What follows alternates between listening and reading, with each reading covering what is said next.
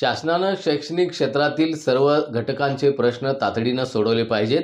शिक्षण क्षेत्रासाठी तुटपुंजी आर्थिक तरतूद ही महाराष्ट्राच्या प्रगतीला खो घालते।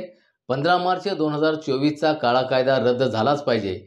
अयशस्वी ठरलेली पवित्र पोर्टल प्रणाली रद्द झाली पाहिजे।